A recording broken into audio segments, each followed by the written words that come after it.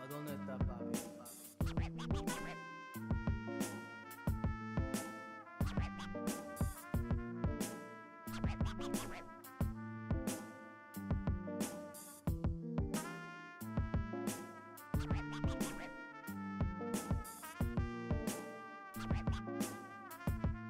¿A dónde está papi?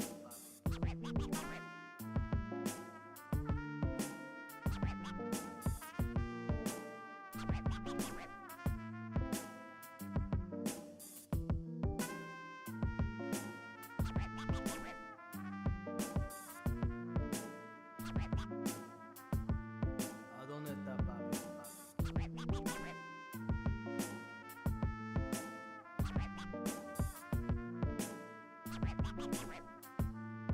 ¿A dónde está papi?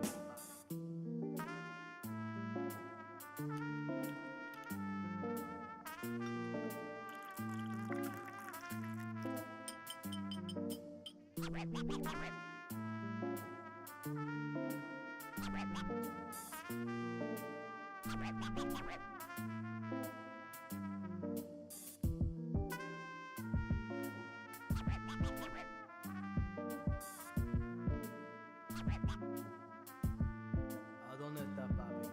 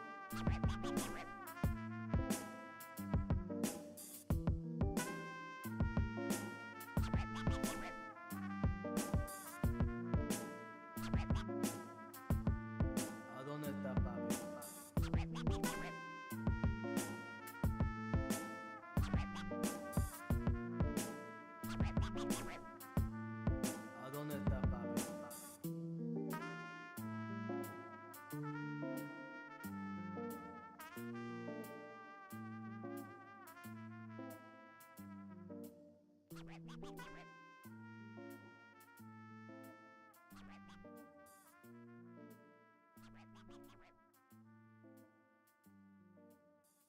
dónde está papi?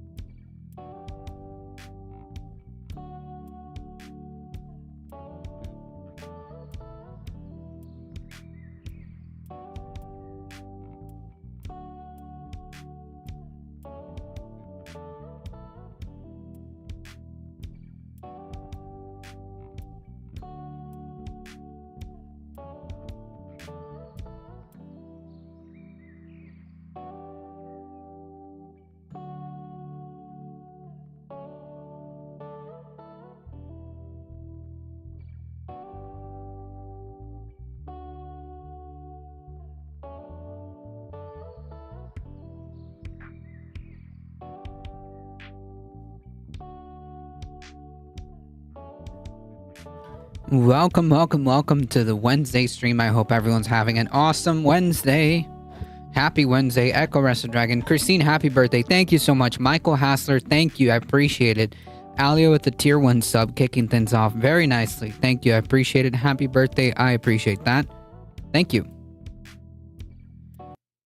All right, folks, we're going to get through as much of this as possible. Today's stream is going to be a little bit on the on the shorter side. Alio with the subscription on a 32-month streak, being subscribed for a total of 33 months. Thank you. I appreciate the support. Thank you. So yes, as the title suggests, it is indeed my birthday. I have been on this planet for a couple of decades now at this point. How many of those decades, I cannot really say. But yes. I have been on this planet for a few decades already. Happy birthday. Thank you, Cosmic Seek, and I appreciate that.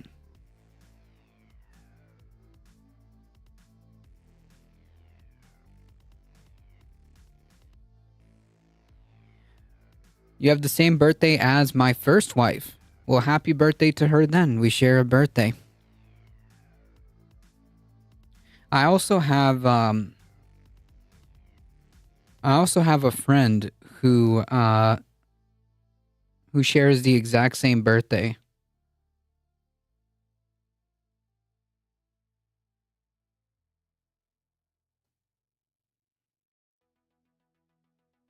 I'll have to say happy birthday to them as well.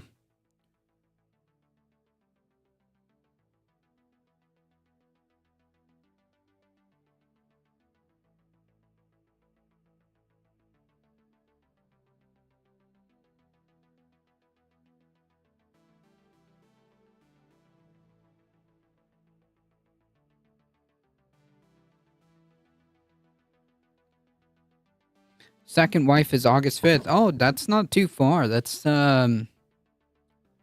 next week. Is that right? Next week? Something like that. I say older than Charlie Kirk, 28, and younger than Ben Shapiro, 39. That's right.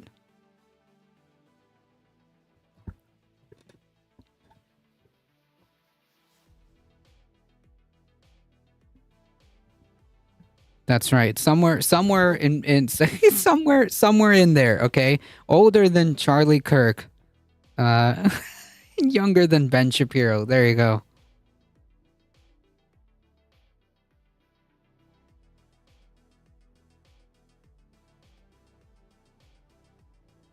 Fixing my sound? What's wrong with it?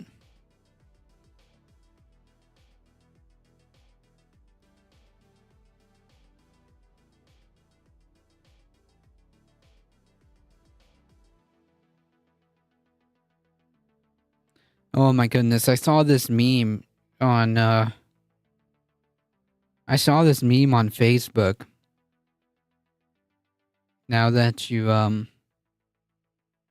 reminded me. I saw this meme on Facebook where it was like a picture of Ben Shapiro next to the Barbie thing. You know, the Barbie poster because he went and saw it. Cloudy Starks, thank you for the follow. I appreciate it.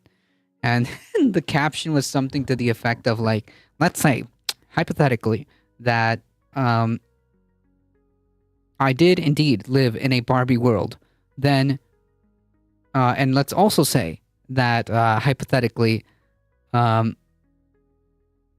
shoot, I forgot the meme. Hold on, I'm messing it up. Let me see if I can find it. Oh man.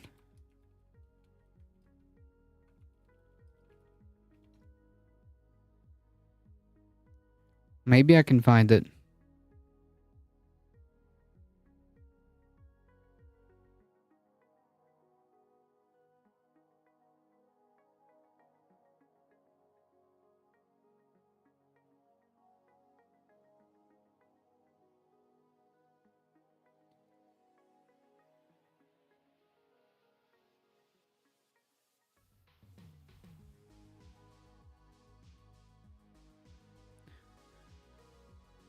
All right, it was this picture, but like the caption said, let me see if I can remember it. The caption said something to the effect of, let's say hypothetically, that I am indeed a Barbie girl. And let's say, for the sake of argument, that I live in a Barbie world. Then, wouldn't it be reasonable to conclude that life in plastic is indeed fantastic? There you go. I remember the meme because it goes off the song. Nice, bro. Keep going. I hope you become popular one day. I'm good either way, but I appreciate that. Thank you. Thank you for the comment. I appreciate that, Nathan, from YouTube. The age is not the important bit. It's what you do with your life and how good you are to other people. Well, I think so. I think that's fair.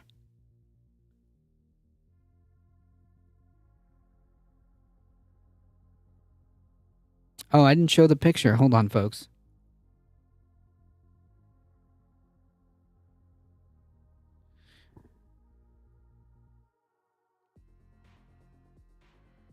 There.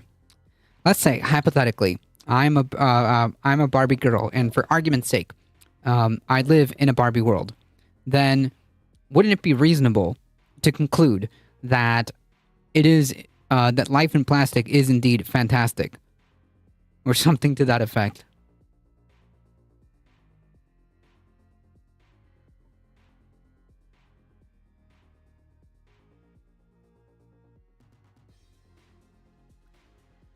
Isn't it Come On Barbie? Is it Let's Go Party or Let's Go Barbie? I don't know the song, I'm sorry. I don't remember the complete song. Barbie song.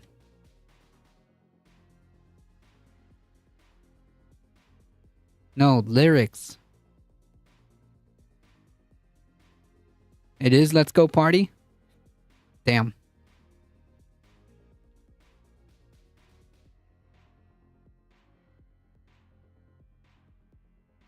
GOP pundits are plastic, true.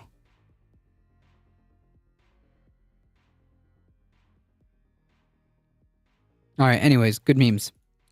The only reason I'm even bringing this up is because, yep.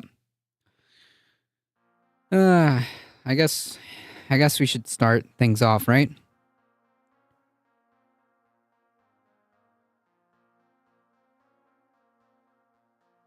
Especially Mitch McConnell. Yeah, didn't he have like a weird how do we put this? The only like way of describing it, um, the only way of describing it. Oh yeah, true. Um,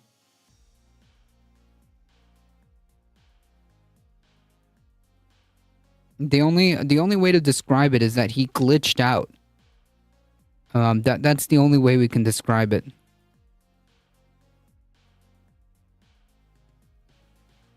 Like he was in the middle of some kind of press conference. Is that what it was? And he just like blanked. He had a yeah. There you go. That's another nicer way of putting it. That's a very charitable way of putting it. He had a senior moment.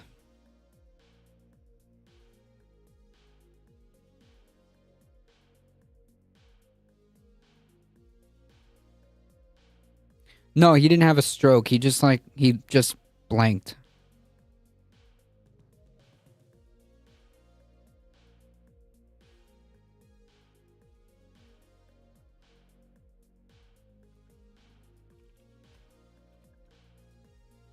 He like froze.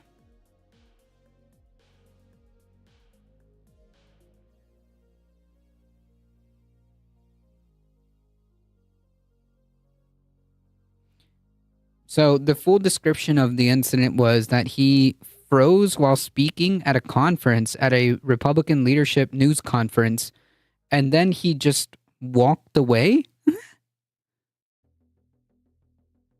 He just like walked away.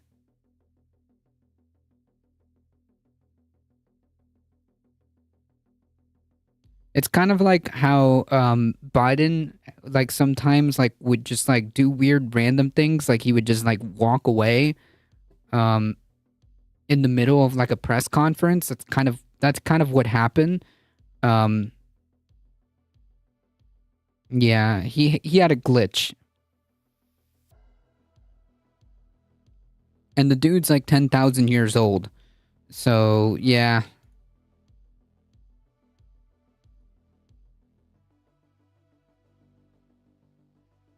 Anyways.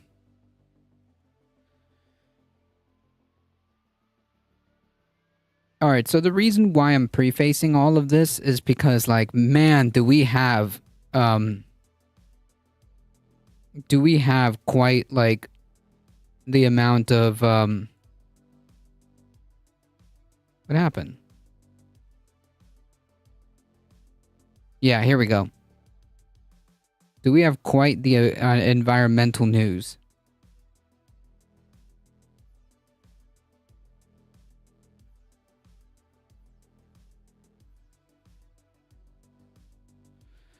All right. So yesterday we went over an article that basically went over a study that essentially the heat waves that we're experiencing could not be possible without climate change. Okay, we know that the climate crisis is here, and we know that we're the ones doing it. We know what we have to do. We know we have to stop fossil fuels. Like we know all these things. We know we have to stop environmental degradation. We know that we have to stop destroying very sensitive ecosystems that keep us alive. So when people like this come out and say things like this, it's even more infuriating. Can I point out that there are a lot of headlines right now about how hot it is outside? I know. It's hot outside. You know what I can do about that? Zero things. Thank God we have this thing called air conditioning. It's awesome. You know it's a great cure for being super duper hot outside? Being a first world country. Amazing. It works out tremendously well. Because it turns out that if you have a really solid energy grid and you have the capacity to turn on that AC, you're living quite comfortably these days. You know what sucks? Global poverty. You know what brings global poverty? Decarbonization. Okay, so immediately he's like, "Yep, I acknowledge that there's a humongous problem." So not Texas. Yeah, I was gonna touch up on that. So wait a minute. You just said something about like being in a first world country and having a workable power grid. How's that working out in Texas? It's not. It's not. The deregulation and being under Republican leadership has made it so that the power is not the grid is not stable, and fossil fuels failed on many occasions. Not just when it's hot. It failed when it's not just when it's hot, and it also failed when it was cold too. There's also crimes against humanity that are Texas prisons. Yes, we went over. Was it? Oh shoot! Was it in Texas that we went over that story? Maybe you can help me remember. Where there literally have been already deaths because of the inhumane conditions, and I don't know if it was Texas that the story was, or in one of those adjacent states.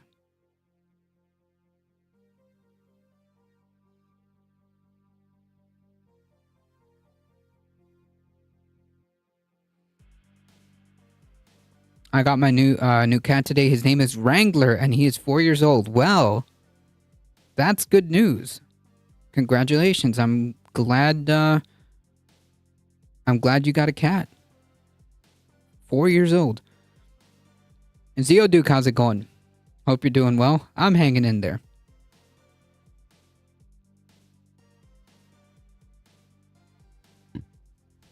Let me also point out that So yeah, no, decarbonization is not the problem here.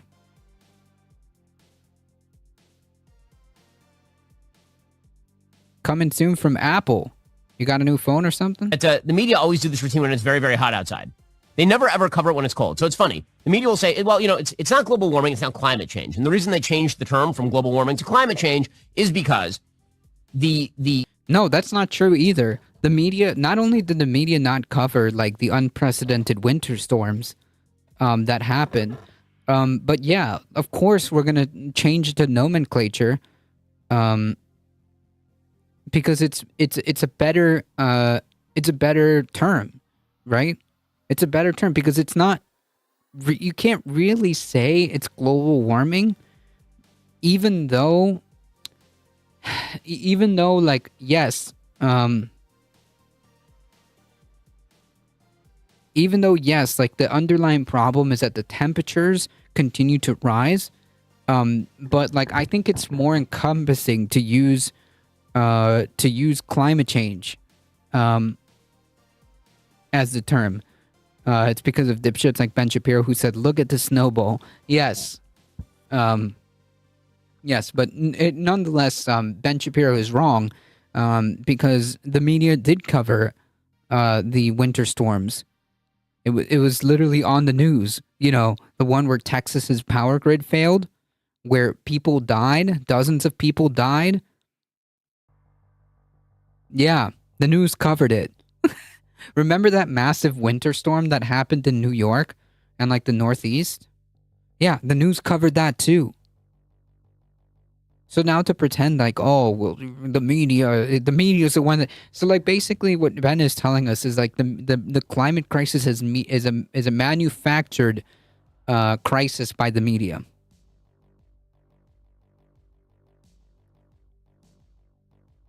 Frank Lutz came up with the term climate change, as far as I know. I don't. Warmer weather life hack, just pollute more forehead. Yep. That's what Ben Shapiro is basically making the argument that like it doesn't matter. the climate in many cases is colder during the winters than it was before. So it's hot. Why, Ben? Why? There is massive problems, okay, where you have extreme weather events. It could be extreme winter storms that happen in a snap, like in Texas. It could be extreme rain conditions that could cause like flash flooding, like just happened in Vermont. It could be extreme drought conditions that are not normal, like that has been going on for a while now.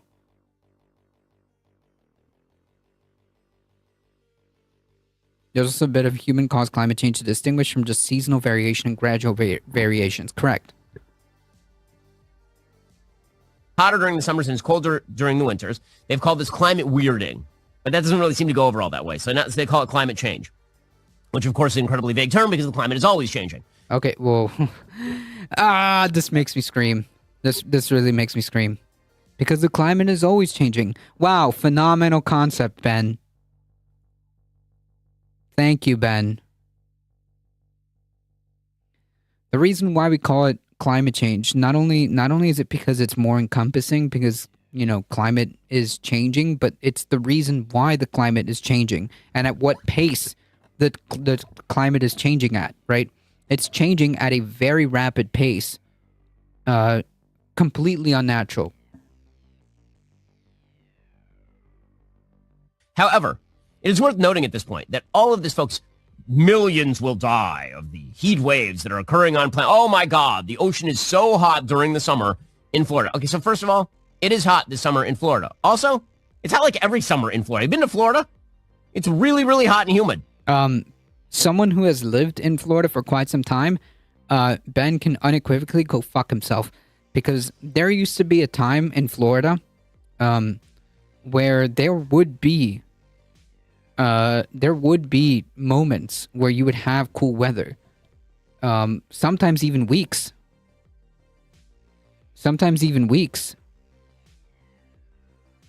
Of cool weather. Now it's very rare. And the reason why this is making the news is because it's unprecedented. Florida's waters is, yes, exactly a simulacra. Exactly. It's literally hot tub levels. This is not normal. And Ben Shapiro is just like, oh, well, it's just hot in Florida because it's hot in Florida and Florida's always hot. No. Florida's not hot tub level hot, okay? This is abnormal.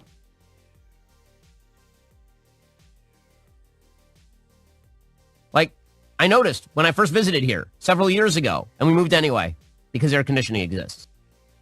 Oh, yeah, dude. Just put air conditioning on the planet. It'll be all right.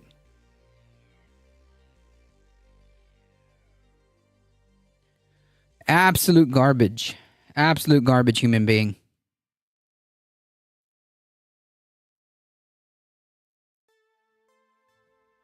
So now that we have that kind of stage set there, South Florida waters hit hot tub levels and may have set world records for warmest seawater. The temperature around the tip of Florida has hit triple digits hot tub levels 2 days in a row. Meteorologists say it could be the hottest seawater ever measured, although some questions about the readings remain. Scientists have already seen devastating effects from prolonged hot water surrounding Florida, which are coral bleaching and even the deaths of some of the corals in what have been one of the Florida Keys' most resilient reefs. Climate change has set temperature records across the globe this month. The warmer waters also fuel for hurricanes. Scientists were careful to say that there's some there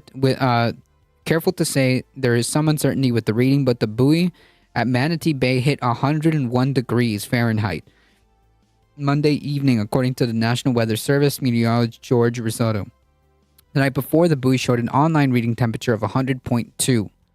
That is a potential record. That is, this is a hot tub. I like my hot tub around 100 to 101. That's what was recorded yesterday. I mean, like, even if it was like a couple degrees, like 98 or 99, it's unprecedented to have these type of temperatures. This is not normal. This is not normal by any stretch of the imagination. Is 101 a new record? If they can confirm it, then yes.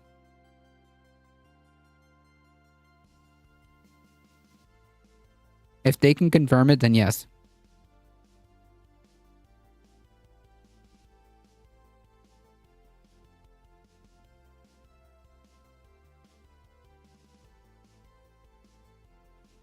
Oh, the guy was fired? Nah, he should have been charged. He should have been charged with assault with a deadly weapon or something. How is it that they get away with just being fired? because you know that the guy can probably go to a completely other precinct, in maybe even in a completely other county, and he would be hired again. Like, being fired is not good enough. Because these fuckers will just move counties or move departments or move precincts or go to another state and they'll be hired. Hell, Ron DeSantis was like bragging about a program that he implemented to take in cops that wanted to work in Florida.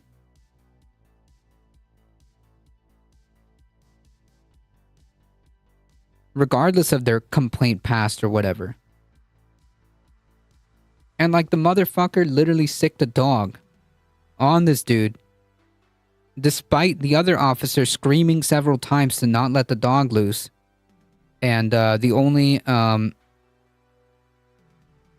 thing that happened to him is that he lost that job.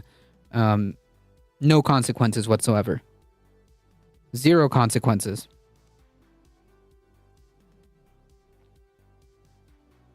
All right, to piggyback off that, Florida being a hot tub at this time, like if that wasn't concerning as it was, cereal crops have been decimated by Europe's heat wave.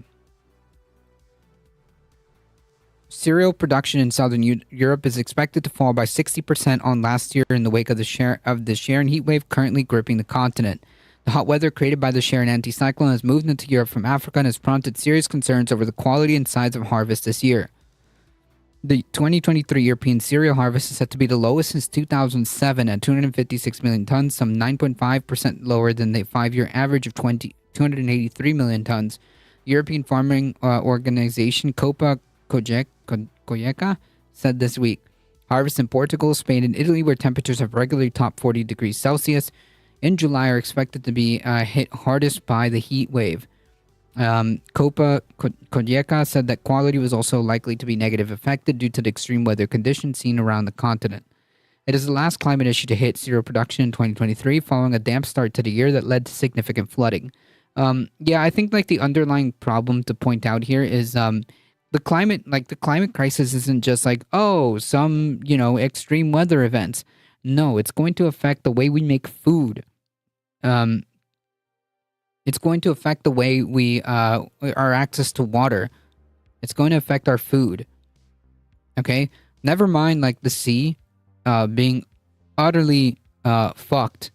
Because that in and of itself is a food source for a lot of people. But the way we produce food on land as well is under threat. So the point being is that this is a sneak peek as to how things are going to continue to deteriorate should we decide to do what Ben Shapiro is suggesting and do nothing. And to brush off this idea of decarbonization because, it's bad. It's bad for the economy or whatever. There are also likely to be issues in the livestock sector due to tighter cereal supply, which could potentially drive shortages of animal feed.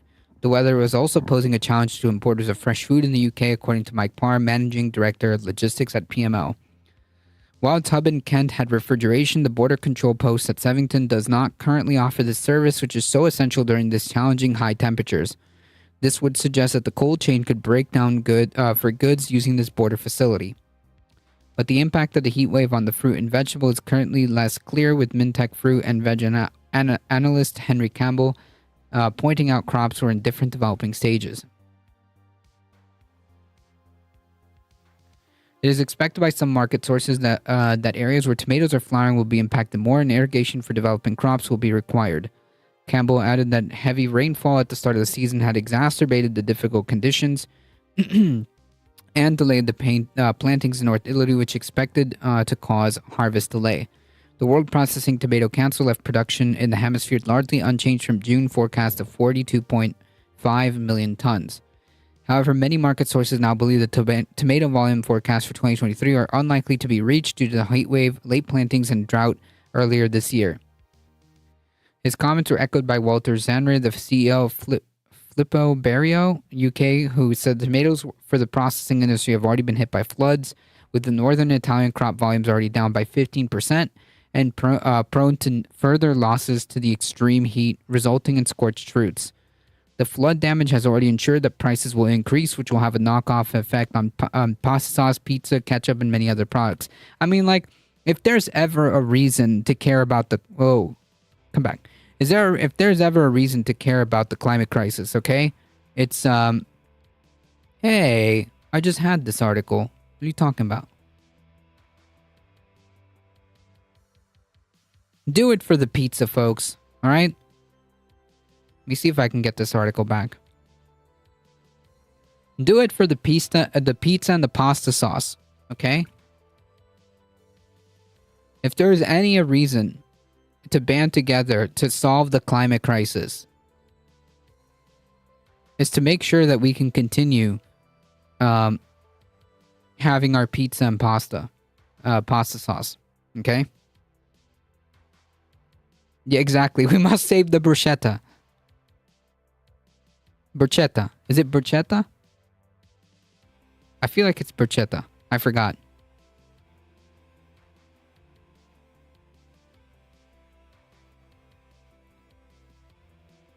Pasta sauce, pizza, ketchup, and many other products. I mean, come on, guys. Do it for the pizza and ketchup, okay? Zahner also had a pessimistic view about this year's olive crop and olive oil supplies due to the extreme hot weather and droughts, which could lead to a repeat of last year's crop failure. I'm doing it for the meatloaf, but that's me. Oh, man.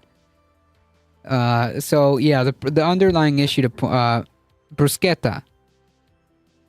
Bruschetta. Bruschetta. I think the only way to make the English just sound is with the Italian CC. Right? Bruschetta. Right? Because it's with two C's?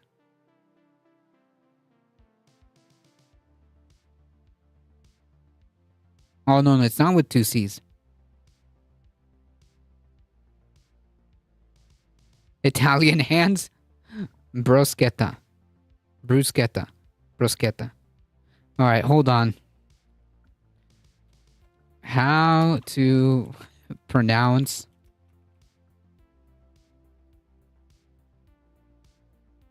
Bruschetta. Bruschetta. There we go.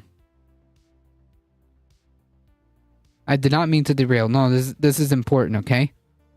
If we're going to solve the climate crisis, we have to be we have to present a united front, okay? We have to present a united front to save Italian food, okay? Bruschetta. Bruschetta. All right. Close enough.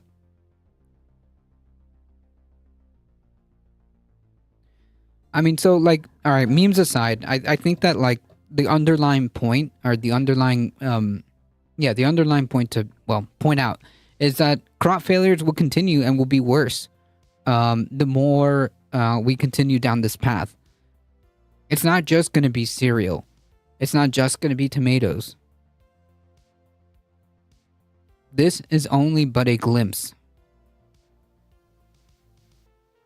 And this is happening now. We're having problems, and not just in Europe, but here too.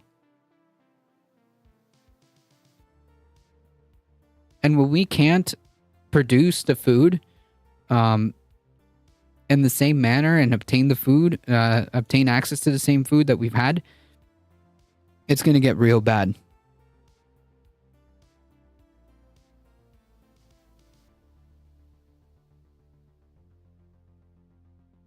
Happy birthday. Well, thank you, Ali. I appreciate it.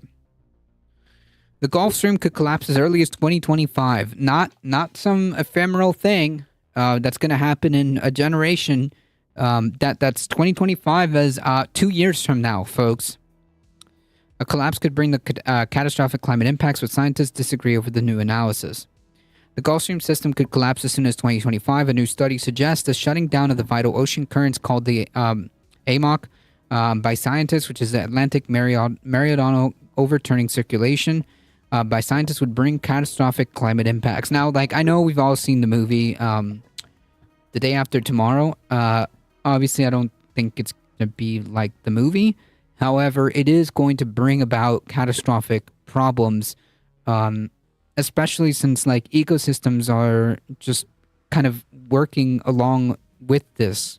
Like the way the oceans flow, also dictate the way the wind flows. So yeah. AMOC was already known to be at its weakest in 1600 years, owing to global heating, and researchers spotted warning signs of a tipping point in 2021. The new analysis estimates a timescale for the collapse of between 2025 and 2095, with the central estimate of 2050, which, again, that's not that long ago. That's 30 years from now. I'll still be here. Walter, thank you so much. Happy birthday. Thank you. I appreciate it. If global carbon emissions are not reduced, evidence from past collapses indicate changes of temperature of 10 degrees Celsius in a few decades, although these occurred during ice ages. 27 years. Yeah, 27 years. That's not that far. That's really not. That's like a blink. That's honestly like a blink.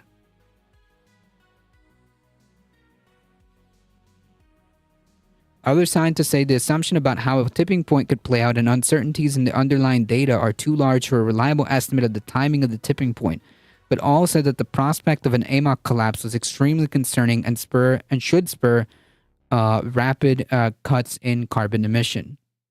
And given how the rest of the estimates have gauged, probably more like 10 years.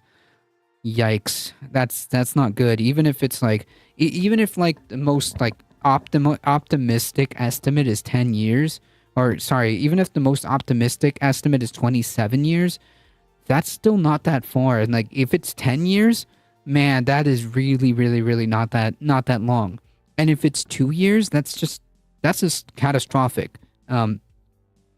Yeah, like the situation is pretty freaking dire, to say the least. AMOC carries ocean water northwards towards the pole, where it cools and sinks, driving the Atlantic's currents. But an influx of fresh water from an accelerating melting of Greenland's ice cap and other sources is increasingly smothering the currents. A collapse of the AMOC would have disastrous consequences around the world, severely disrupting the rains that billions of people depend on for food in India, South America, and West Africa. It would increase storms and drop temperatures in Europe, leading to a rising sea level of the eastern coast of North America. It would also further endanger the Amazon rainforest and Antarctic ice sheets. I think we should be very worried, said Professor Peter Ditolfsen at the University of Copenhagen in Denmark, who led the new study. This would be a very, very, very large change. The AMOC has not been shut off for 12,000 years. Yeah, this is a massive problem. To have such titanic shifts in the way weather patterns are is deeply concerning. Faster than expected has been a common theme on this stuff. Yep. Yeah, that's not a good thing. But yeah, that's not good. That's not promising. I mean, but you're right. Every time we see headlines like this, and it's like, oh, scientists shocked at how temperatures have gotten this fast. Scientists are shocked at how accelerated the timeline has become. Truly, truly, truly disturbing.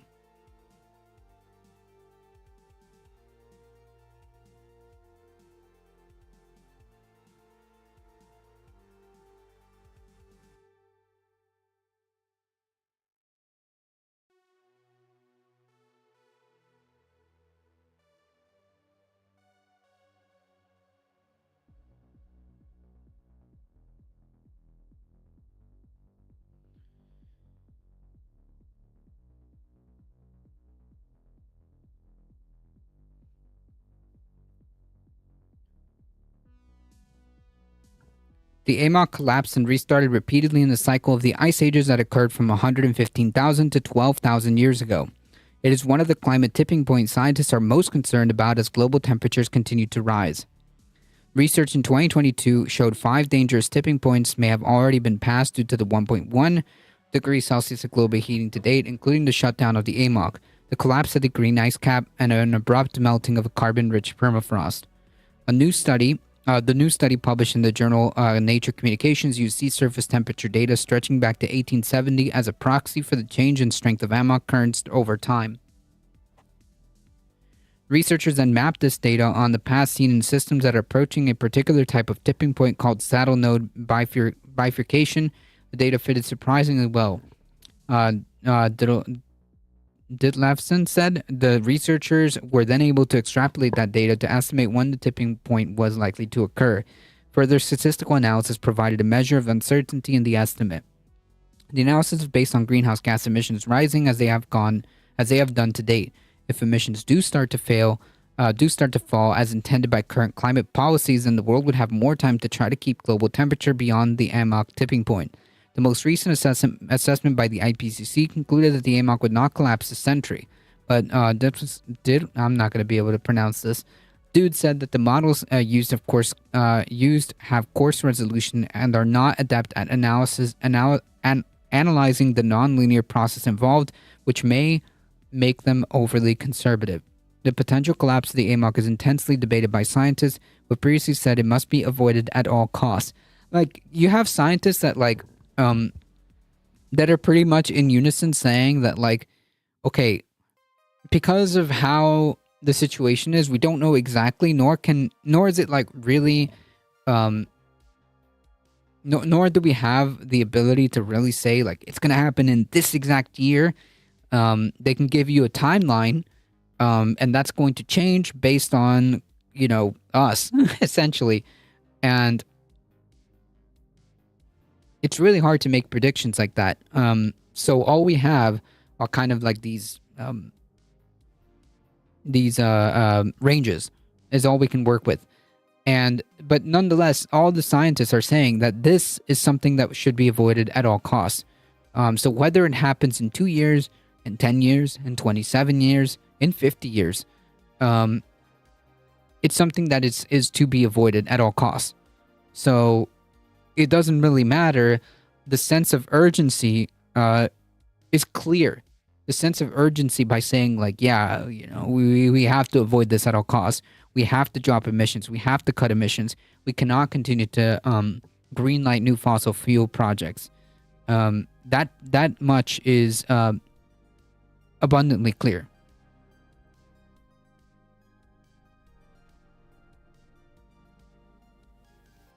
Unfortunately, with people like Ben Shapiro thinking that all we need to do is just, put AC, bro, we'll be all right.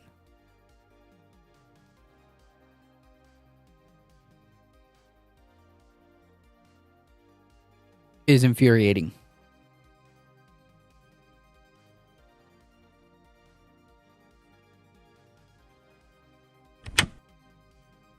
You just haven't seen the traction for the guy that was supposed to be the guy. Florida Governor Ron DeSantis' 2024 presidential campaign is not doing very well.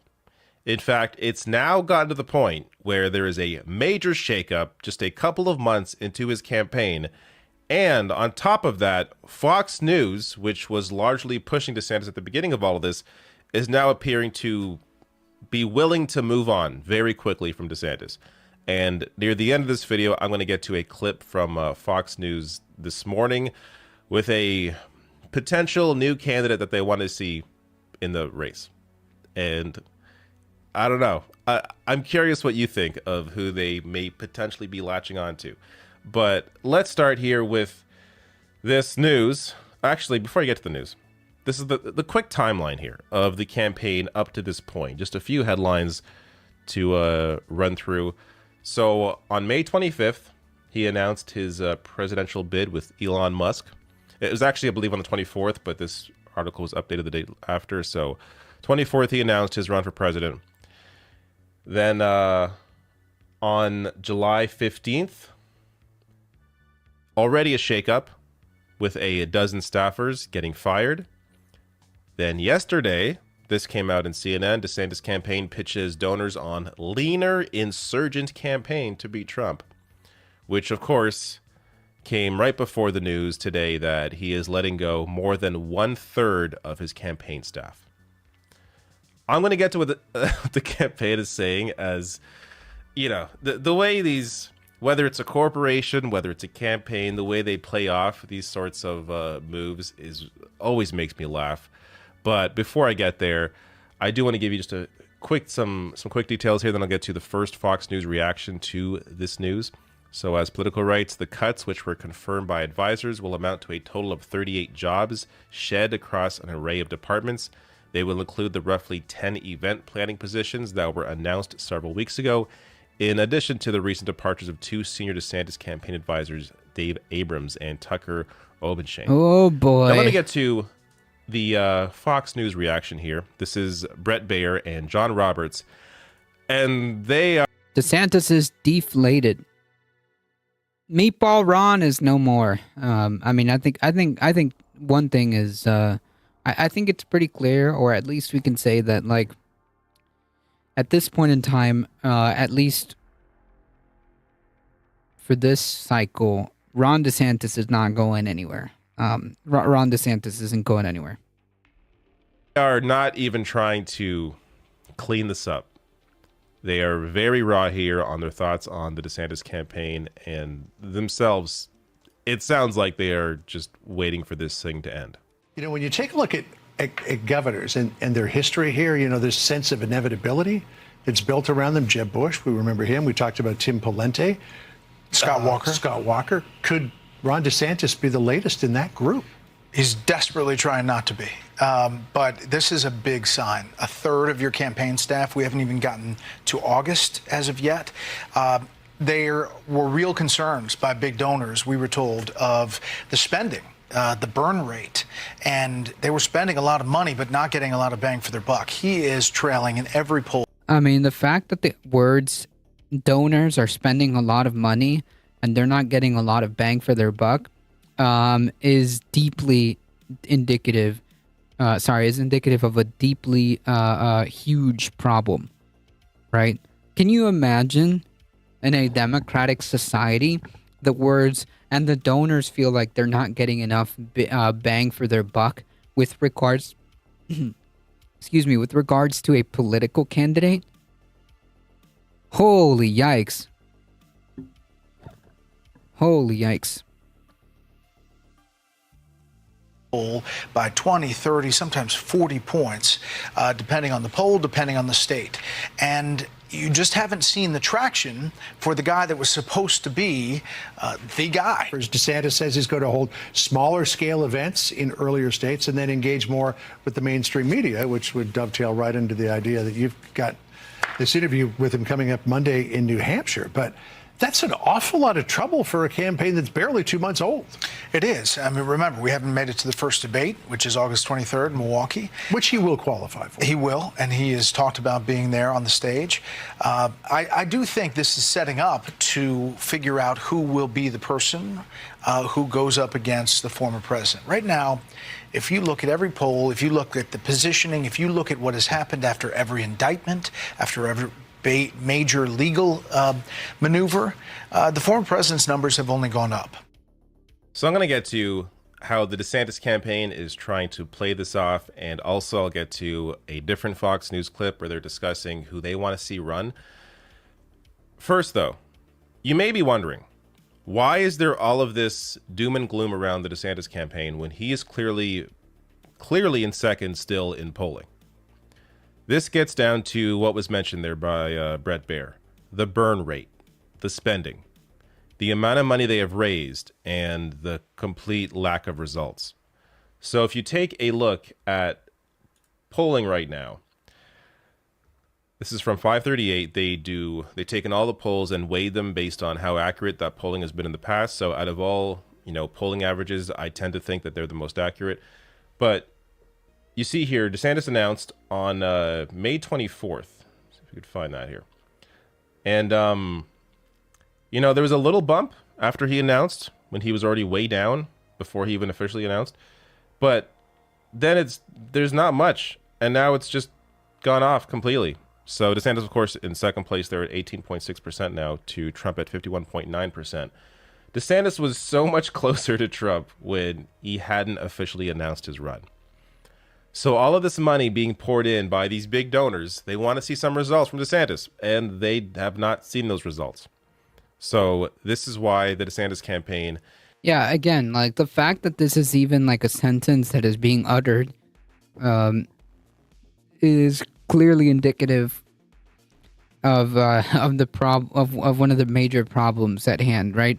Like imagine in a democratic society that you say the words, yeah, my the donors aren't getting their bang for their buck with a political candidate. That's ridiculous. Is right now in free fall, and why there is all of this talk around can he even last to the first voting state, because when you have this much money poured into your campaign and so little results, it's unlikely you're going to have donors want to continue supporting you until they see some changes. Now, this is how the DeSantis campaign is playing off these firings. This is a quote from their campaign. Following a top-to-bottom review of our organization, we have taken additional aggressive steps to streamline operations and put Ron DeSantis in the strongest position to win this primary and defeat Joe Biden. Oh man, that's a whole lot of copium in one paragraph. That's a lot of copium in one paragraph. Bipedal Meatbag, how's it going? Donors waste cash. Maybe it's a tax write-off. I don't think so. I don't think you can write off campaign donations, right? I don't know. I actually don't know. First of all, of course, yes, streamlining operations. Doing more with less. This is pure corporate speak. And they don't even mention Donald Trump, who's the biggest obstacle here. Putting them in a position to win this primary. Against who? They don't even want to mention Trump because he is so clearly in the lead above everybody else in the race. So instead they, focus on Biden as if that is their goal, when the real problem for DeSantis right now is defeating Trump. They go on to write, Governor DeSantis is going to lead the great American comeback. So now they're treating him as the underdog, despite all the free media DeSantis has got up to this point. And we're ready to hit the ground running as we head into an important month of the campaign. Okay. Yeah, cope. They are massive copium. So DeSantis not doing very well at all. And part of the firings, or this may be a separate firing, but because they were firing anyways, but I'm not sure if you caught this. Yesterday, the DeSantis team released this video. Yeah, we're going to talk about that.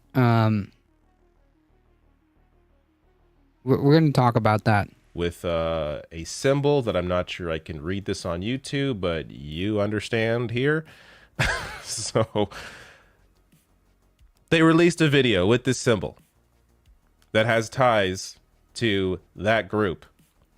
Now, this apparently was done by one individual in the campaign and was posted to a DeSantis supporting account, not the actual official campaign account. Yeah, and then retweeted and then deleted by said staffer. So, I mean, we're going to talk about this. But it was retweeted by this individual that worked in the campaign, and they fired that guy. Look, it's not surprising at all that you had one of these people in the DeSantis campaign. Not at all surprising. The only, I guess, maybe surprising part is that he was so clear about it, so public about it, because the other ones are, I guess, able to hide. That was repression snapshot or what? What does that even mean? What is repression? What is repression snapshot? I don't understand. Hide it a little better. But when you're this clear with who you are, it's going to be tough for the DeSantis. That was oppression. Okay, I don't understand. This campaign to try and play this off. So they got rid of this individual. But let me now get to the Fox and the thing is, like, the far right are getting more and more emboldened. They're becoming more comfortable with doing things like this. I mean, it shouldn't be surprising at all, as he had freaking Nazis parading for him. Friends clip from this morning. I don't want to show you the preview because it spoils who they're talking about. but you may not even know who this person is. But this is the guy you're going to see.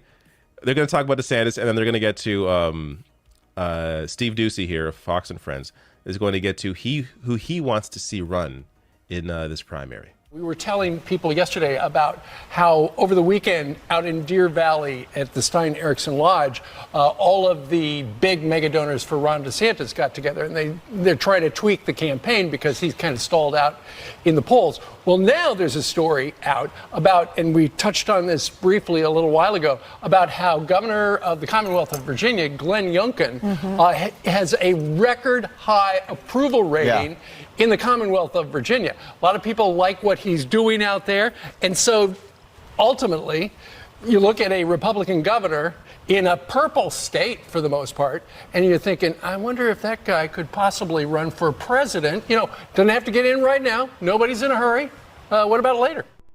I'm often asked what differentiates me from the other Democrats in this race. She's got a based whiteboard. Look at how antsy Fox News is to move on from Ron DeSantis. Right there, Steve Doocy very quickly moves on from the DeSantis news to, how about Glenn Youngkin? Huh? Yes, Glenn Youngkin. Look, if Glenn Youngkin was automatically put into the general election against Joe Biden, I actually think there possibly could be a shot there not because he's a good politician, but because of I should say, because he is a good politician, but not good politics. He is the kinder version of Trump. He, in terms of policy, no different than Donald Trump. But he, unlike DeSantis, who is really playing up the online far-right aspect of the Republican base, Glenn Youngkin is better at hiding that and pretending he's a nice guy. Happy birthday. Thank you. Thank you, Heat. I appreciate that.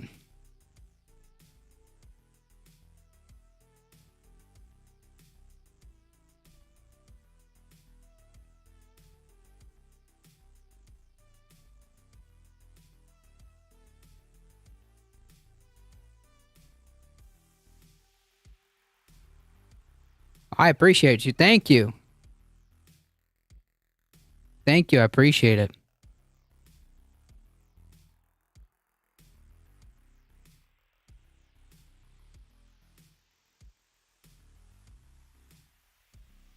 He does burn books though. True. That's a known fact. So there have been pieces on Glenn Youngkin. The Economist here has What are your views on the Ukraine conflict? It's horrifying.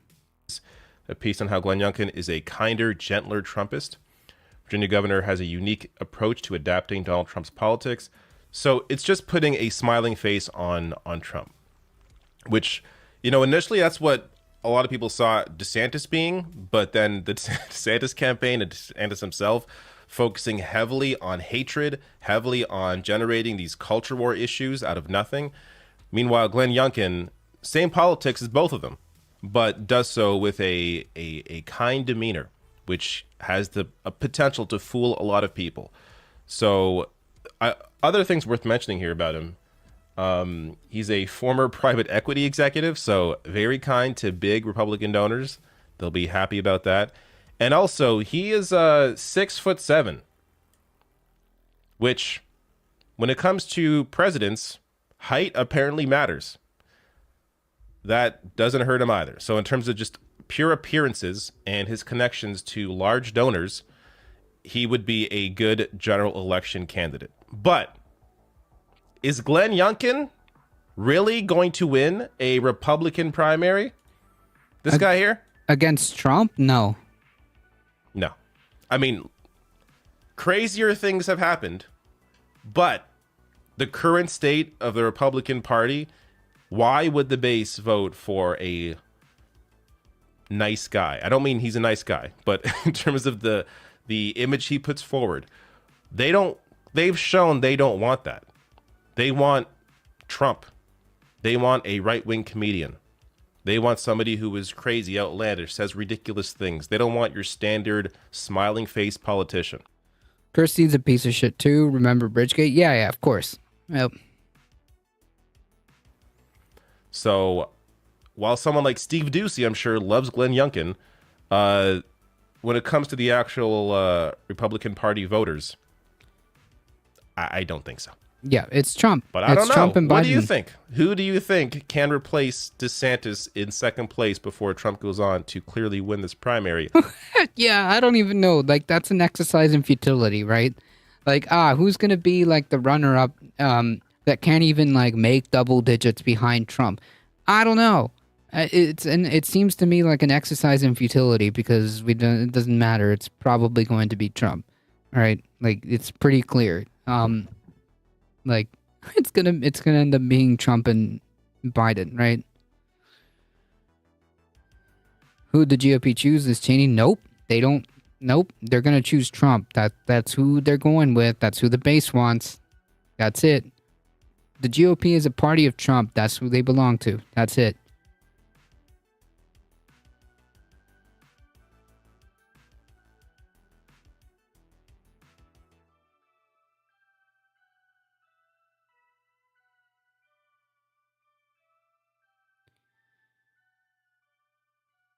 A campaign staffer, they're not sending their best.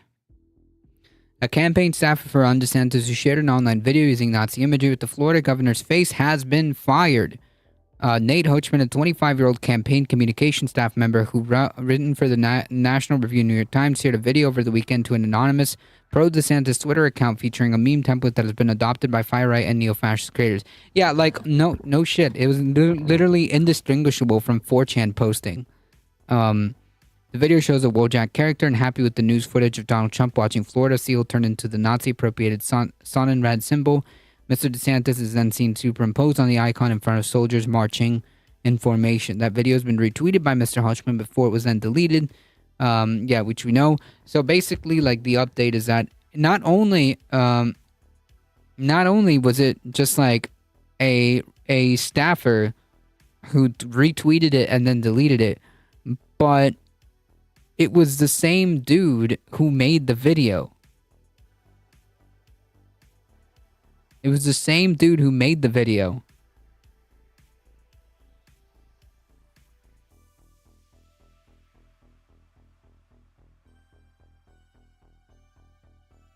Do they know who made it? Yeah. They fired him.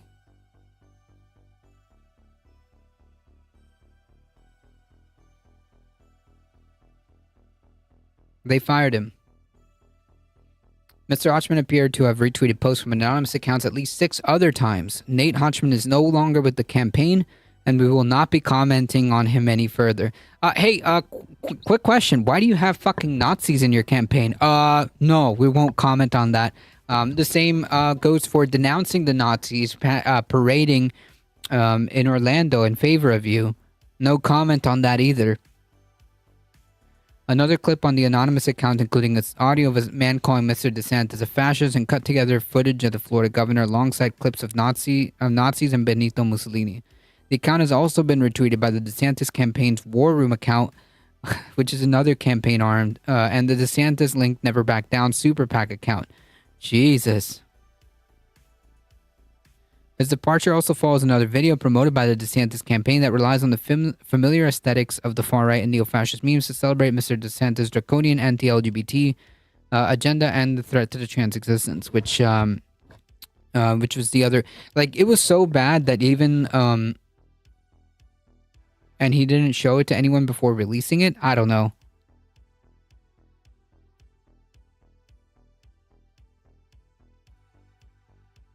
That video was also created by a campaign staffer, but was made to appear as if it was produced externally. The videos have underscored a growing influence of the fringe far-right. Yeah, like, I don't know if it's fringe, man. Like, this idea that these people are, like, fringe. You can't be fringe and being, like, I don't know, standing members of Congress, right? Does that sound fringe to you?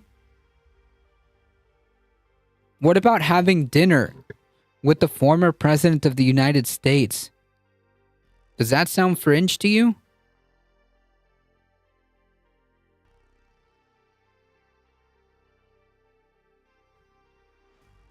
Entirely possible the personalities in his campaign have got to be pretty rancid. Yep. fringe far-right online communities within mainstream Republican spaces, from emergence of explicitly violent authoritarian dark MAGA memes to the dominance of fast wave aesthetics on social media platforms. I mean, like, if they're dominating, if like fascistic aesthetics are dominating social media platforms, it's not really fringe, is it? But whatever. The DeSantis campaign has fired more than 40% of its original staff since launching for his bid for 2024 Republican nomination. At least 38 staffers have been laid off since the campaign's launch in May, including at least 26 people yesterday.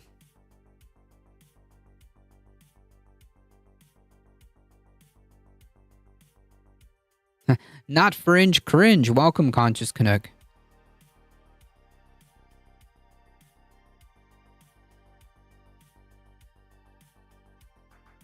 So indeed, they found out who did it, and because it was so explicit that they couldn't ignore it, they fired him. I'm pretty sure if this idiot, if this Nazi, was way more subtle, I bet they would have kept it going. The problem is he flew. He was too explicit. He was too explicit.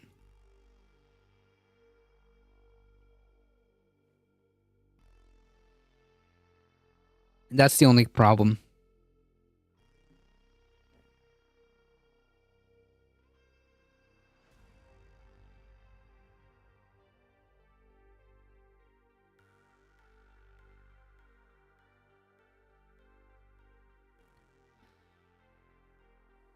To piggyback off this, DeSantis suggests he could pick RFK Jr. to lead the FDA or CDC. Here's a problem. Why would you have a person who is not qualified leading things that he has no qualifications to lead? Much less the FDA or CDC. Democratic presidential candidate Robert F. Kennedy might have an offer to run a federal agency in 2025, but not for the party he's running to gain the nomination from. Which is a bit strange, huh? Hey, that's strange. Why is Ron DeSantis reaching out to Robert F. Kennedy Jr.? Why is Roger Stone buddy with Robert F. Kennedy Jr.? Why was that other guy that we went over, who's basically talking about the Jewish question, why is he buddy with Robert F. K. Jr.? I don't know, man. Things just keep adding up. Remember Jared Kushner? True.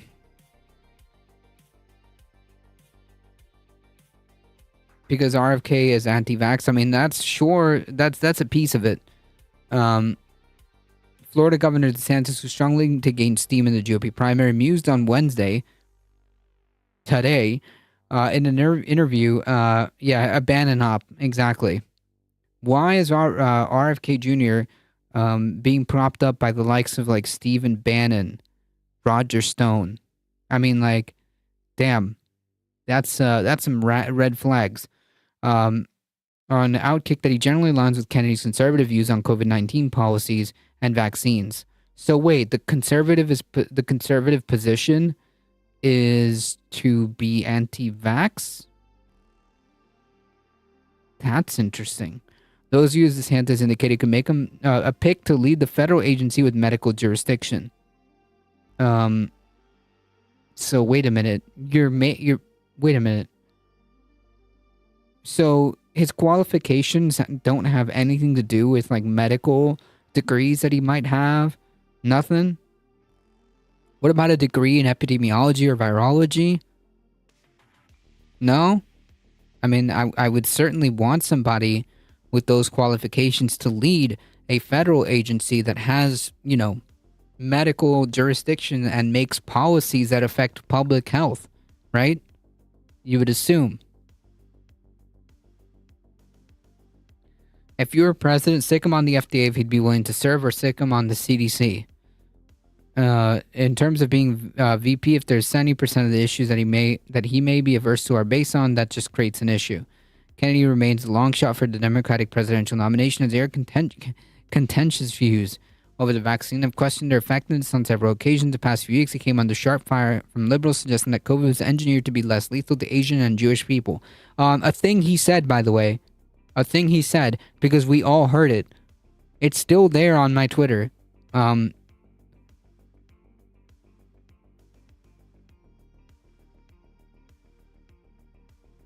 It's still there on my Twitter. We all heard what he said.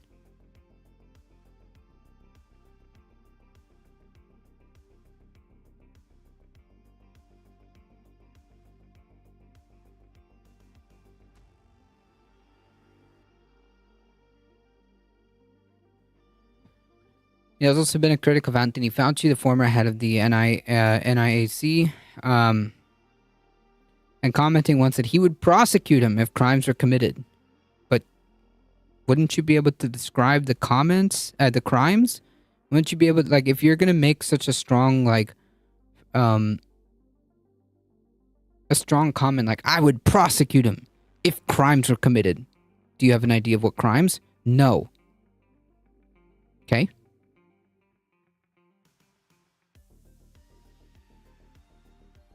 DeSantis' comments fits into the governor's ongoing criticism of the federal bureaucracy, which he has described over the years of becoming too woke and corrupted. DeSantis has pledged to abolish several government agencies and departments if elected president, including the IRS and Department of Education. Yes, a perfectly functioning federal government by eliminating the IRS and then furthering the... As if it's not bad enough already that we're falling super behind in terms of education, we're just going to axe the whole Department of Education. Cool. Nice. Excellent meme. Alio with the 11 biddies. Thank you so much. Conservatives like DeSantis have railed against health-related agencies, in particular, animating fervor over the pandemic-related lockdowns and mandates. As Florida Governor DeSantis has waged a verbal and legal war against the CDC and FDA. Yada, yada, yada. So, yeah. That's where we're at. Recently, I heard some GOP reps want to impeach Hunter Biden. Yes, the current president of the United States, Hunter Biden. Totally, go for it. The totally impeachable Hunter Biden. Gotcha.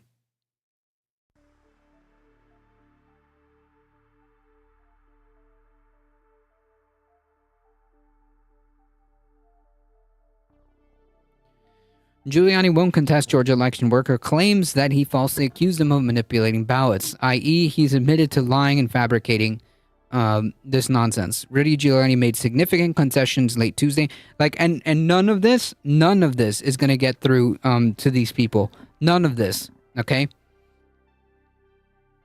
He's admitting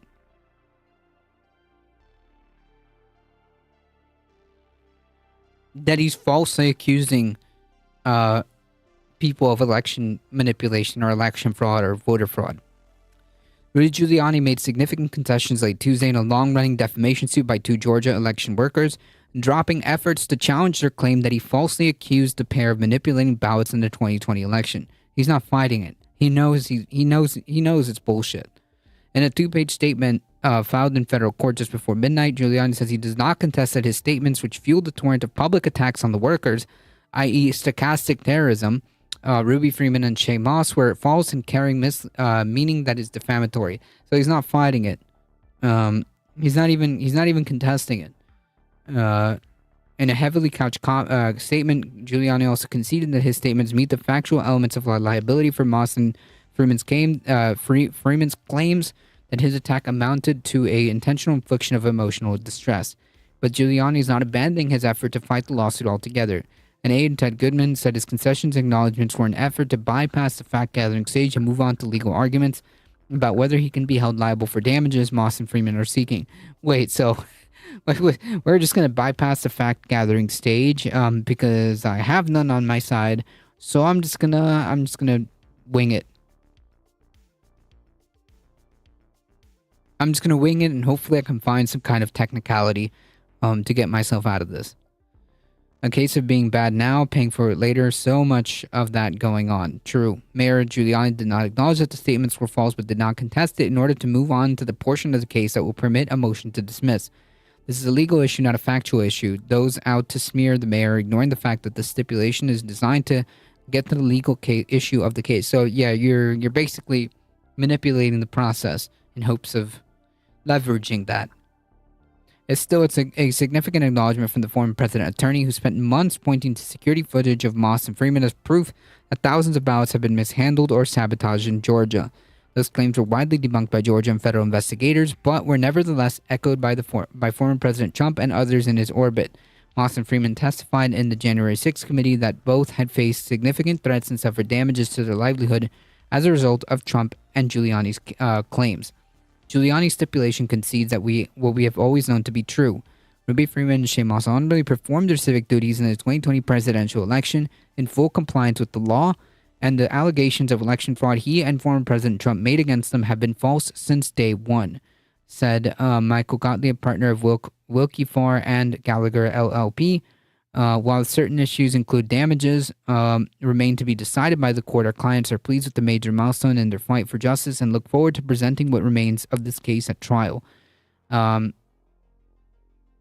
TLDR, I mean, like, you know, these people could admit that they've been lying this amount of time, and like the cult still wouldn't get it. The cult still wouldn't get it. The cult would still say it was rigged. The cult will still say that no, it's the deep state is getting to them or whatever. Yeah, truth isn't truth. Rudy Giuliani.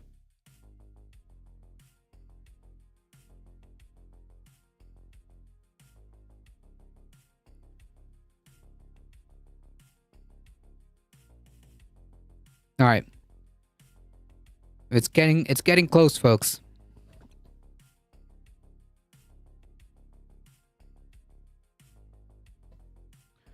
Breaking scandal engulfs Fox News that revealed that their production assistant, Mateo Kaina, posted shocking anti-Semitic remarks on TikTok in the latest case of Republicans being exposed for having neo-Nazi beliefs. China posted that Jewish stereotypes contributed to the Holocaust. Oh, that's classic. And rising that it's hard to talk about the Holocaust and rising anti-Semitism without discussing a Jewish presence in banking. Yeah, I mean, like, wow, surprise, surprise, another Fox News insider gets outed for having neo-Nazi beliefs? No way. All right.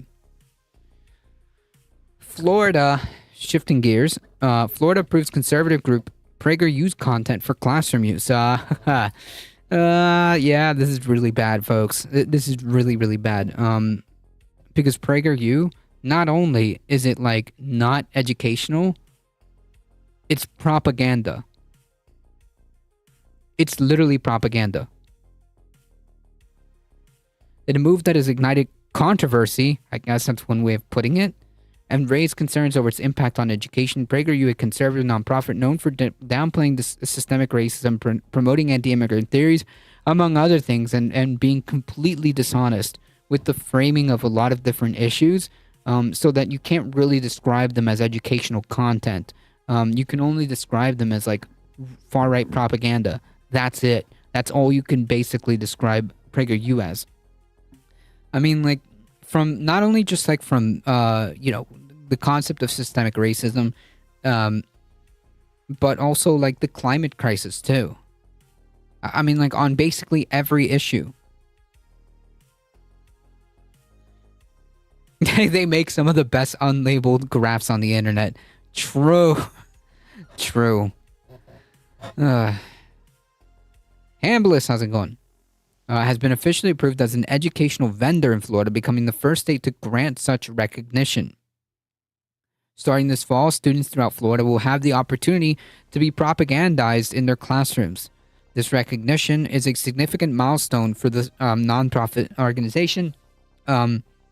Significant milestone is not really the choice of words that I would be using. It's really more like a sad day for education. And, like, seriously, death rattles of the American education system when you have PragerU being approved as educational content in public schools.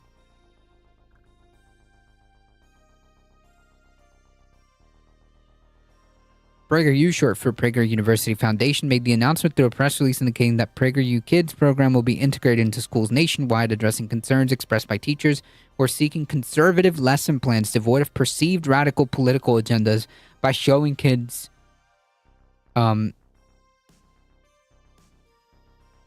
radical political agendas, basically. I also found out there are aliens today, so that's a win. We did?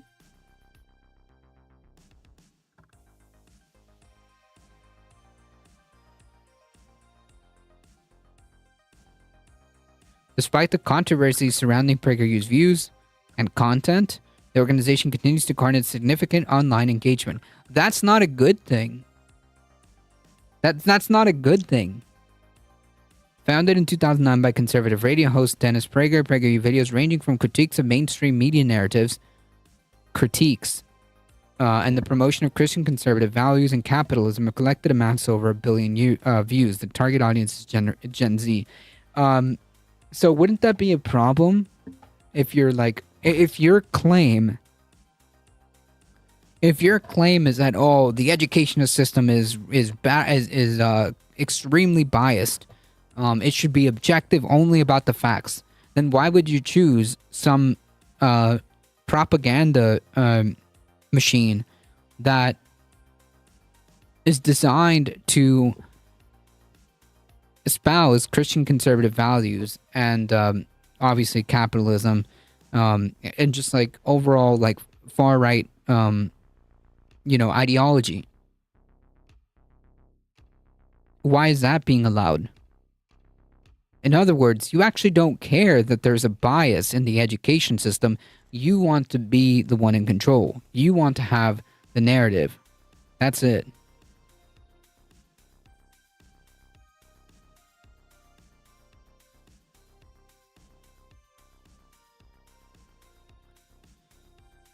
Everything is alright. The struggle is finished. I've won the victory over myself. I love Big Brother. I have always loved Big Brother. Phenomenal first comment.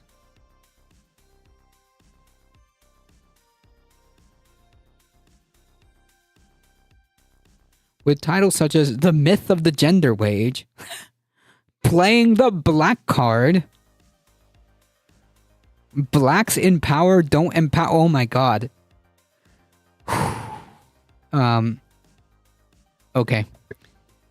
And a roster of hosts that feature right-wing personalities like Ben Shapiro, Candace Owens, Jordan Peterson, and Charlie Kirk. Remember, guys, Jordan Peterson is not right-wing. Sounds like the quote from a book. Yeah, it's a quote from 1984. And what can you do about any of this? About what? I can't talk about like common topics. I'm not allowed to speak. I'm not allowed to speak about like current events. What the fuck is that about? Will Jordan cry again? That's always fun. True. All right. However, it's important to note that PragerU is not an accredited academic institution and does not offer degrees because it's not a real university. It's not designed to be real, legitimate educational content. That's not the point of PragerU.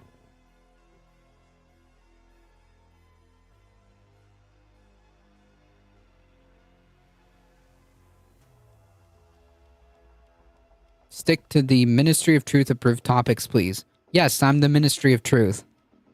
By doing the check notes, the news. I'm sorry that I want to run my stream the way I want to. Sorry, guys. Sorry. My apologies. I'm sorry. You guys should be the ones that are running the stream. I'm sorry. Should I just turn the stream over to you guys? Is that okay? Can I proceed now? Is that okay? Is that okay for me to talk about like topics that I want to talk about on my stream, on my channel? I was just going with the 1984 jokes. Fine. Fair play.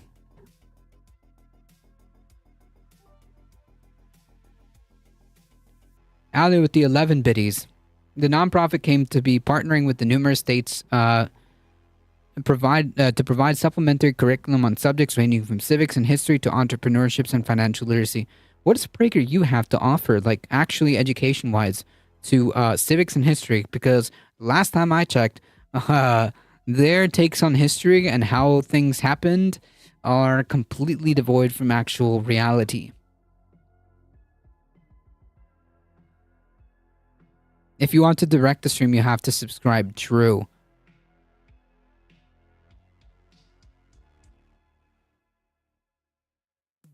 According to the press release, in the past, teachers have been disciplined, even fired, for showing PragerU videos in their classroom. I mean, yeah. Now, PragerU videos are not only allowed in classroom, but superintendents and education commissioners are actively encouraging teachers to use PragerU's content to educate, to propagandize their students. PragerU supplemental curriculum offers an easy, cutting-edge way to propagandize core subjects ranging from civics and the rewriting of history to a completely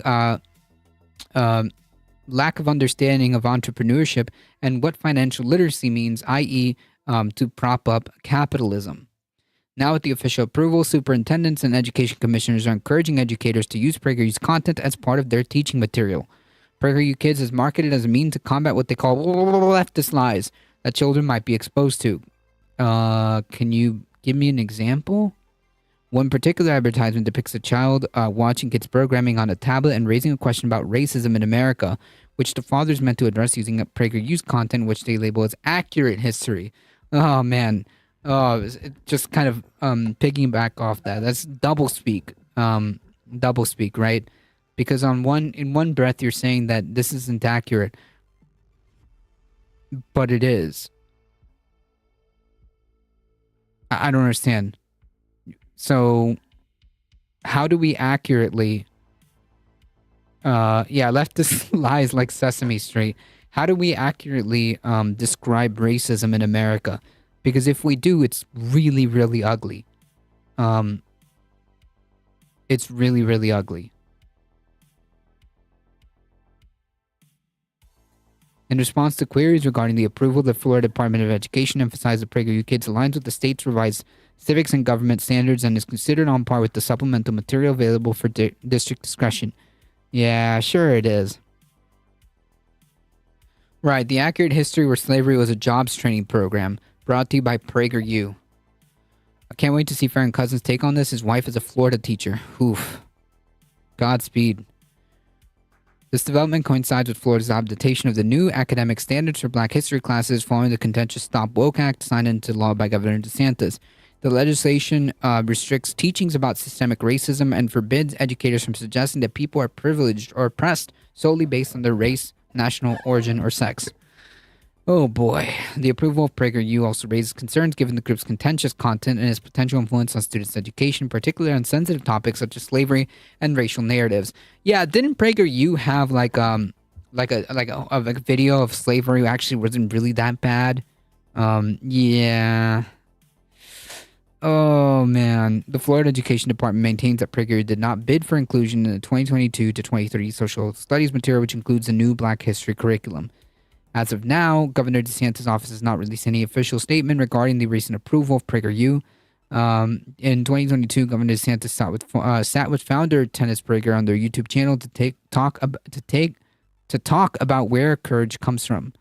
Anyways, this is deeply disturbing. You have PragerU teaching children about like slavery. Oh man, the way I remember that video was explicitly making the point that slavery actually wasn't that bad. In fact, slavery might have actually benefited Black people. I think that's actually the argument that was made. And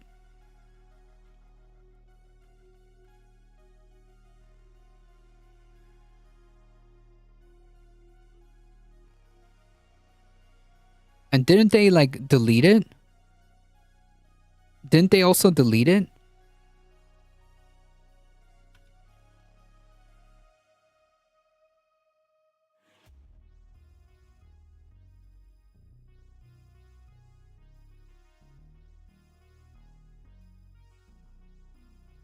Who was Robert E. Lee? This is the one that they deleted. Statues of great historical figures, like Robert E. Lee, are being torn down across America. Here are some facts about Lee that remind us why his statue should remain. Robert E. Lee was connected to George Washington through his father, Oh, dude, he was connected to the first president. Light Duh. Horse Harry Lee, Washington's cavalry commander, and his wife, Martha Washington's great-granddaughter. Lee's home at Arlington House was just 10 miles from Washington's Mount Vernon. Today, it is the site of Arlington National Cemetery. After 30 years of military service, Lee led U.S. Marines to crush the attempted slave rebellion by radical abolitionist John Brown. So that's a good thing. So that's a good thing? Wait.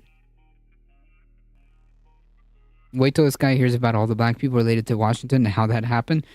Oh boy. I don't think that's a conversation these people are prepared to have. In October 1859, 21 co-conspirators had seized a federal armory. Oh yeah, dude. Remember that time when Robert E. Lee crushed a slave rebellion? Damn, that was so good, wasn't it? What? And all of them were killed or captured, including John Brown, who was tried and hanged for treason. Lee deemed slavery Remember, folks, leading an armed rebellion to free slaves considered treason. a moral and political evil in any country, but considered it a greater evil to the white man than to the black race, since blacks are immeasurably better off here than in Africa. Oh, damn, dude. Wow, amazing. I think we can just kind of leave this at this quote. I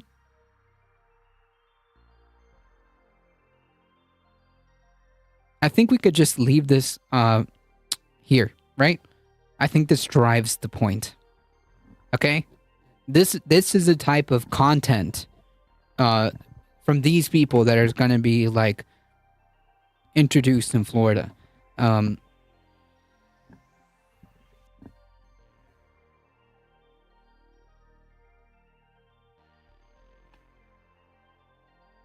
Doesn't feel like being an abolitionist would be radical. Radical isn't the word because it's meant to radical in the sense that, like, yeah, back in the day it was against the grain, but they're purposely using radical in this context to kind of give you that emotion, like it would be bad because, you know, radical leftist is used as a pejorative. So what I'm trying to say is they're just making a pro-slavery video. Radical meaning gets to the root of the problem, the root of the issue. By this logic, prison is just a school. Right. Radical is the same root, no pun intended, as radius and radish. Ah, yeah, you're right. You're right. You're right. And they're trying to spin it as like a bad thing, like a pejorative. I don't know. I don't think DeSantis knows he's effing with regarding this legislation. The students are going to take him to task. I mean, maybe, but nonetheless, this is deeply disturbing. That this is the type of like content that they're going to be exposed to.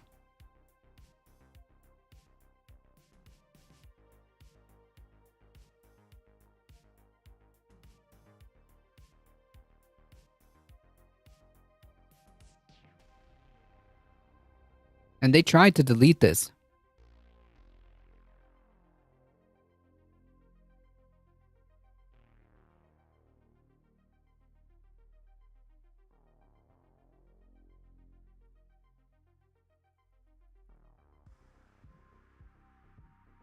You know how much shit you can get away with? Yep. They really pushed the boundary on that one. But yeah, I think we can get the picture with this quote, right? I mean, I think the point is made. Another example of conservatives not knowing how internet works. The internet is forever.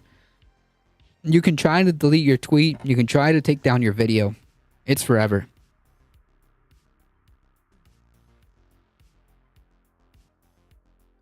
All right, folks. I got to get out of here. Thank you guys so much for hanging out today. When you have a cult following, it really doesn't matter. True. Thank you guys.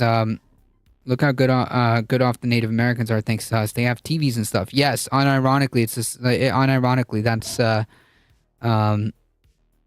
that's how these people think.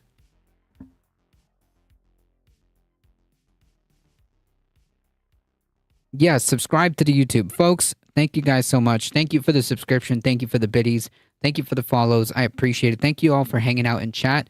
Thank you guys. I appreciate it. Thank you, Heat. Thank you, Michael Hessler, for keeping the chat chill. Thank you, Conscious Canuck, the Simulacra, Hambulis, Bipedal Meatbag, Alio Share, Michael Richards, Ice Tray, I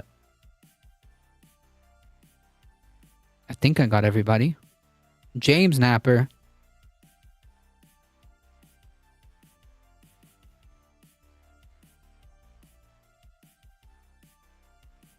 I think I got everybody. Thank you all for hanging in chat. I appreciate it. Go get some excellent birthday food. I intend to.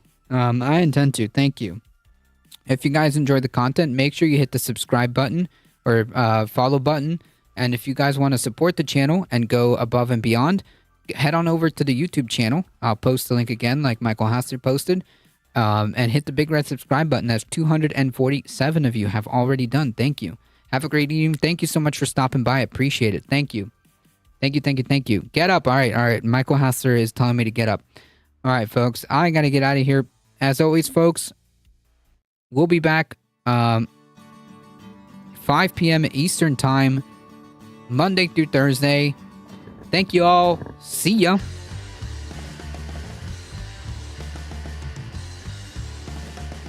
Gotta get up to get down. True.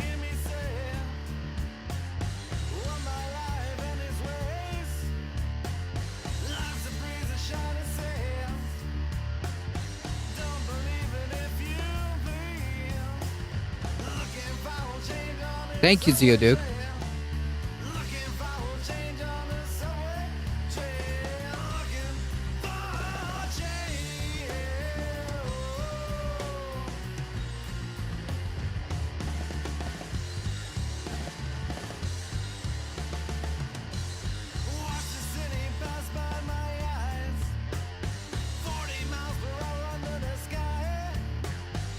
Is there somebody I should raid?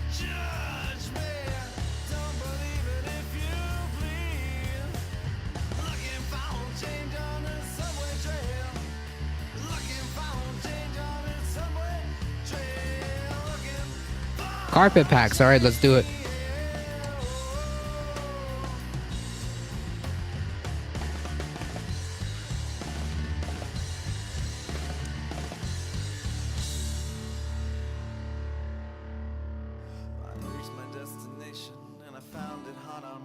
All right, folks, we're heading out in 5, 4, 3, 2, 1. See ya.